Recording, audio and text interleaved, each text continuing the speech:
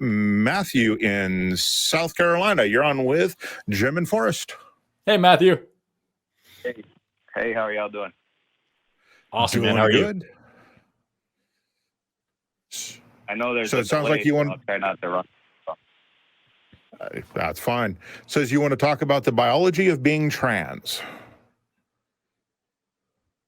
Yes. So I have I guess, a problem with it because I think that it feels to me, and I haven't looked into the subject a whole lot, but it feels to me like a person choosing to be something that they weren't biologically born to be is an issue. Okay. But before I turn Forrest loose on this, because he's going to be much better at this than I am, I just want to ask a simple question. Are you aware that people are born with both sets of genitalia, are born intersex? Yes, and I think those are special circumstances that are basically the percentage of that is almost not even a blip. It's less than 1%, but it doesn't mean it's right. It's less than 1%, if I remember, at 1.5%. But if that's possible, then why wouldn't the rest of the biology be possible? I'm sorry, I didn't understand the question. The rest of the biology. So if it's possible for a person, and it is possible, since people are in fact born intersex, why isn't it possible that? And when I say intersex, people are born with full sets of both genitalia and partial sets and everything in between. So why are you finding it hard to believe that trans people just are no different than intersex people who are born without a full set of genitalia? Well, I think there's a glaring difference there, and that's why you're differentiating between someone who is not intersex and someone who is. There is a difference, but it's not. I don't think it's as crazy as you think. So let me. I'm going to talk your ear off for just a second, Matthew, but I promise I am going to let you jump in here. I just want to give you a little bit of context from a biological standpoint, because the biggest thing here is that what you talked about at the very beginning. You said what they were born as biologically, I think is the way you said it, like their biological sex. The phrase biological sex is sort of just this stand-in for genitalia a lot of the times. That's the way that it's used, because when you talk to people about trans folks, when you talk about biological sex of them, what they often talk about is either genitalia or their chromosomes, specifically their sex chromosomes, aka their allosomes. If you're into that kind of language, it's fun. Whether you're XX or XY and so on and so on. The fact of the matter, however, is that number one, that's not actually how we define sex in biology. And number two, the way that we do define sex in biology doesn't work all of the time. Just like every single definition in biology, there's a whole bunch of holes, there's a whole bunch of caveats, there's a whole bunch of if and except and unless and until and all these different things. There are very, very few definitions in biology that are very cut and dry, and sex is absolutely no exception to that. So when we talk about what Jim was just saying about intersex people, having both sets of genitalia is just one example of that. There isn't just XX and XY. You could be XXY. That's called Klinefelter syndrome. That's 3 sex chromosomes. You could be X and nothing else. You could be XY and still have a female body. When we talk about, what these chromosomes are, remember, chromosomes are made of genes. And so you could have damage or changes to one or more of the genes on those chromosomes and have a completely different presentation, no matter what your chromosomes say. Also, all those genes are doing is coding for proteins and hormones and things, and those have to bind to receptors on your cells in order to make your body do anything, and those cell receptors are controlled by totally different genes. So the language of genetics is in no way like simple or easy to decipher, anything like that. So one example that I gave recently, I made a YouTube video about this, and so this is just one that's off the top of my head, is, when you talk about genitalia, you talk about gonads, you, me, and everybody else on this call, everybody else listening to this, has the genes for both ovaries and testes. And there's a complicated genetic dance between your sex chromosomes to finally get you to where you are, wherever you are, whether you have one or the other or both or neither or half of one or half of the other. You can have an ovotesty, which is an organ that has tissue from literally both. It's craziness. And so You have all these different examples. And again, that's just talking about chromosomes, which has nothing to do with our definition of sex. The actual definition of sex in biology is the size of your sex cells, your gametes. If you have lots and lots of very small gametes, we call those sperm and we call you a boy. If you have very few big gametes, we call those eggs and we call you a girl. But there are species that produce more than just the two sizes. There are species that produce just one size. There are species that have both sizes within one individual. There are species that produce asexually. So what does this definition even mean in the grand scheme of things? The point is that when you throw around terms like biological sex, what you're actually doing is you're playing into, I wouldn't use the term a dog whistle, but a really, really myopic and parochial way of looking at the world that doesn't fit with actual biology. So when you throw around things like, oh, well, you were born biologically a male or biologically this or that, and you're choosing to be something else, not only is that a gross oversimplification of how these people actually feel and what they're actually going through, but it's also a misrepresentation of actual biological science. And unfortunately, that's something that isn't talked about a lot because why would you ever study that unless you wanted to become a biologist? Anyway, like I said, I was going to talk for a while. I have way more that I could talk about, but I want to hear your response to that and see if that helps in any way.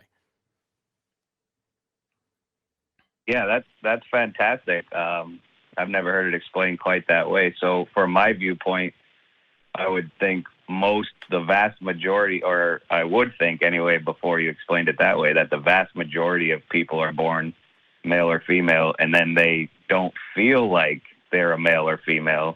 And so then they take steps that we now can take in this day and age to change their outward appearance. And I'm not a biologist, so I'm probably wrong on this, but in my mindset, I was thinking, I'm sorry. No, you're fine. Go and finish. I don't want to cut you off, but what you just said is important. I want to come back to it. So remind me, finish what you're saying. Okay. So then in my viewpoint, I was just like, well, why do you have to redefine your entire being? Why don't you just be a dude that dresses like a girl and be okay with that? Because if you go into the emergency room and say my stomach hurts and I'm a male, or but then you have a uterus in there, it just seems like unnecessary confusion. Right. Okay. So it's really important that you bring all of that up. Actually, I'm so glad that you said all of that. So first of all, I forgot to say earlier on when Jim was talking about intersex people, and he talked about people born with both sexes genitalia, all these different configurations of having different kinds of sex chromosomes all fit into what we call intersex, and the actual likelihood of that happening, the actual percent cases, is about the same as the likelihood of having red hair. So as many redheads as there are in the world, that's about how many intersex people there are in the world. Just so you know, it's not as rare as you might think.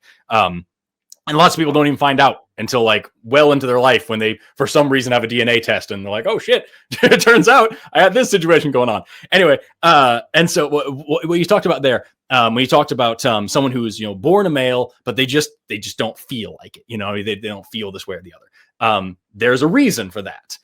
One great example of that is that you have, I'm not going to get into the nitty-gritty details of this because nobody wants to hear this shit, but there are structures in your brain that are dimorphic. So male brains look this way and female brains look that way. And it's not the dumb old, oh, men are smarter or whatever. These are patches of neurons the size of a grain of rice that are either a little bit bigger, or a little bit smaller, whatever.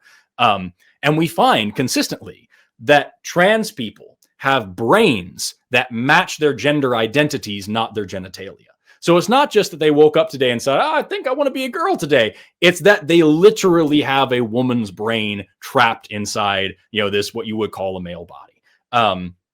So it's a lot more complex than that. So when you're talking about why not just be a man wearing a dress and get away, there are some people that's totally fine. They just prefer the way that they look in dresses, and that's radical. I don't wear a dress because it's really breezy and uncomfortable. That is the only reason that I don't.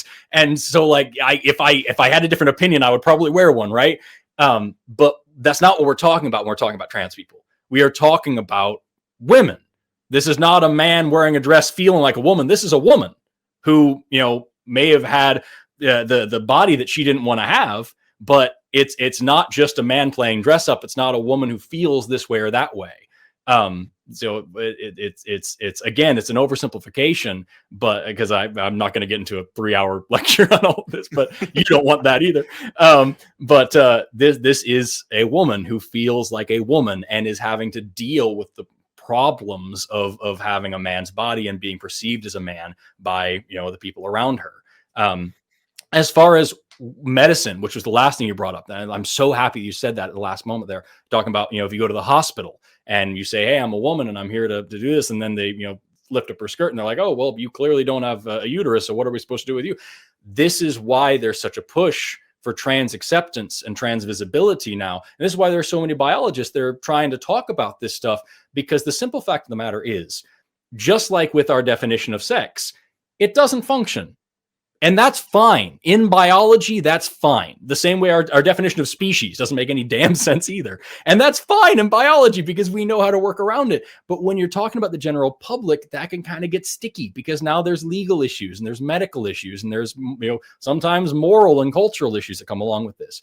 So the big push here is just to identify the fact that, number one, sex and gender are completely different things. Gender is a social construct, not a biological one. You can't reduce down gender norms to biological sex, nor can you predict gender norms from biological sex. So these are very different things. Not one of them is a binary. Neither sex nor gender are binary. And the way that we perceive these things in our culture simply don't work. You cannot boil down almost 8 billion human beings into 2 boxes. It just doesn't work out that way. And so we need to have a serious adult conversation about how we want to treat these people and how we want to move on forward, re-identifying the way that we categorize people, or if we want to even categorize people at all. And when we talk about groups like this that have been historically marginalized and ignored and disenfranchised, I think it's really important to remember the phrase, nothing about us without us. It's their choice how we should be talking about them, treating them, working with them.